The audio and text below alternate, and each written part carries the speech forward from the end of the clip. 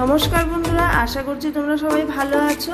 আর হ্যাঁ, আমিও ভালো আছি। তো দেখো, এখানে আমি একটা পরোটা রেসিপি তোমাদের সাথে শেয়ার করছি। তো এখানে হচ্ছে মশলা পরোটা আমি তোমাদের বানিয়ে দেখাবো। তো এখানে পরিমাণ মতন আমি ময়দা নিয়েছি সুজি আর নিয়েছি গুঁড়ো গরম মশলা। তোমরা যেটা দেখলে তো সেটার মধ্যে রয়েছে দারচিনি, লবঙ্গ, এলাচ, তেজপাতা, দুটো শুকনো লঙ্কা। তো ভালো করে এটাকে খোলা কড়ায় ভেজে আমি গুঁড়ো করে নিয়েছি। আর নিয়েছি পরিমাণ মতো নুন, চিনি আর ময়ামের জন্য রিফাইন্ড অয়েল। তো এটাকে ভালো করে আমি মেখে নেব যাতে কোনো দানা পাকিয়ে না থাকে। মেখে নেওয়ার পর দেখো, এখানে আমি জল দিয়ে একটা ডো বানিয়ে নেব।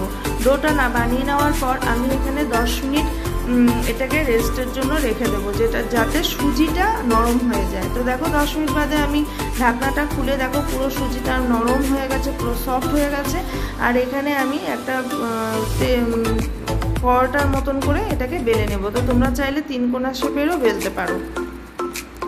আর আমার পেজটা যদি তোমাদের ভালো লেগে থাকে তাহলে প্লিজ প্লিজ প্লিজ চ্যানেলটাকে ফলো করে দিও। তো দেখো, এখানে আমি পরোটার মতন করে বেলে নিচ্ছি। এটা তোমরা মানে তাড়াতাড়ি করে বানিয়েও নিতে পারবে আর নিত্য নতুন রেসিপি। তো এখানে দেখো, আমি একটা একটা করে ভেজে নিচ্ছি। ভেজে নেওয়ার পর আর এটা আমরা খাবো হচ্ছে আলুর তরকারির সাথে। এটা তোমরা ঘুগনি দিয়ে বা চিকেন কষা দিয়েও তোমরা খেতে পারো।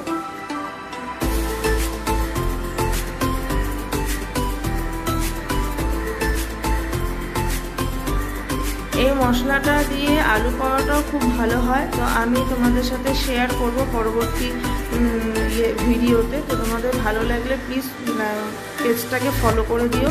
তো দেখো, এখানে আমাদের পরোটা একদম রেডি।